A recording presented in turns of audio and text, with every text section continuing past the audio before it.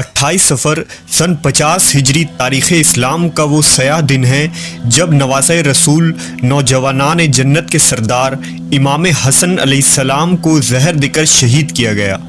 आपके मुताल्लिक खातिमुल अंबिया मोहम्मद सल्लल्लाहु अलैहि वसल्लम ने पेशन गोई फरमाई थी कि इमाम हसन की वजह से मुसलमानों की दो बड़ी जमात में सुलह होगी और इस उम्मत में होने वाली फितना व फसाद और खाना जंगी का इमाम हसन के बाबरकत ज़ात की वजह से ख़ात्मा होगा।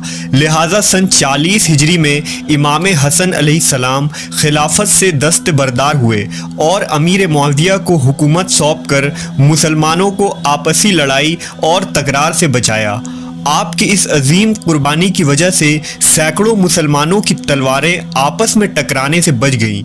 इमाम हसन अलैहिस्सलाम ने अमीर मुआविया से सुलह करके अपने नाना मुहम्मदुर रसूलुल्लाह सल्लल्लाहु अलैहि वसल्लम की सुलह हुदैबिया की याद दोबारा ताज़ा की और तख्त व हुकूमत को ठोकर मारकर मदीना में ही गोशर नशी हो गए।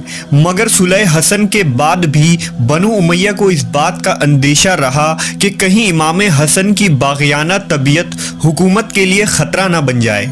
लिहाजा इमाम हसन अलैहिस्सलाम को शहीद करने के लिए दुश्मनान अहले बैत ने आपकी एक ज़ौजा को ही इस काम के लिए मुंतखब किया, जिसका नाम तारीख़ी किताबों में जादा बिनते अशद बताया जाता है। बाज़ रिवायतों में उसका नाम हिंद भी लिखा गया। मवर्रखीन ने लिखा कि जादा अपने वालिद अशद के ज़रिया इमाम हसन के निकाह में आई, जो इमाम अलैहिस्सलाम के साथियों में से था, मगर बनु उमैया ने उसे चंद सिक्कों में ख़रीद लिया और उसे अपना कारसाज बनाया। जादा को मरवान बिन हकम ने 50,000 दीनार का लालच दिया और इमाम हसन को जहर देने का काम सौंपा। लिहाजा उसने इमाम अलैहिस्सलाम के खाने में कई बार जहर मिलाया। इब्तिदा में कोई ख़ास असर न हुआ, लेकिन आखिरी मर्तबा जहर ने आप अलैहिस्सलाम के जिगर को पारा पारा कर दिया। याकूबी ने लिखा कि जब इमाम हसन अलैहिस्सलाम को आखिरी बार जहर दिया गया तो आपने अपने भाई इमाम हुसैन अलैहिस्सलाम से फरमाया, ऐ भाई, ये तीसरी मर्तबा मुझे जहर दिया गया है, इससे कबल ऐसा जहर नहीं दिया गया था। मैं आज दुनिया से चला जाऊंगा। जब मेरा इंतकाल हो जाए तो मुझे रसूलुल्लाह सल्लल्लाहु अलैहि वसल्लम के साथ दफन करना, और अगर इस काम से रोका जाए तो कोई खून रेजी नहीं होनी चाहिए। मसूदी ने अपनी तारीख में नकल किया कि जहर देने के 3 दिन बाद इमाम हसन अलैहिस्सलाम शहीद हो गए। आपकी शहादत पर पूरा मदीना गिरिया उजारी और गम में डूब गया। आपके जनाजे पर मदीना के बूढ़े, जवान, बच्चे, मर्द, औरत, गुलाम और मवाली तमाम लोग जमा हो गए।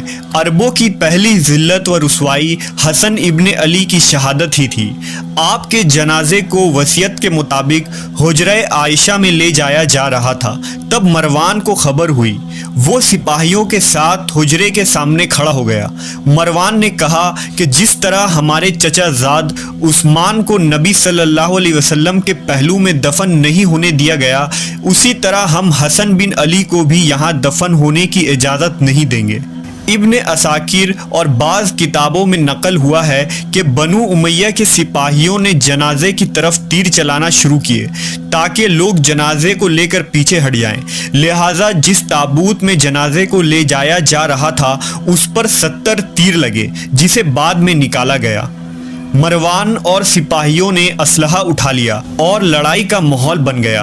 अन करीब ये झगड़ा खून रेजी में तब्दील हो जाती, लेकिन इमाम हुसैन अलैहिस्सलाम ने कहा, खुदा की कसम, अगर मेरे भाई ने मुझसे अहद व पैमान नहीं किया होता कि खून रेजी नहीं होनी चाहिए तो तुम लोग देखते कि तलवारें कैसे तुम्हारी जानें लेती हैं।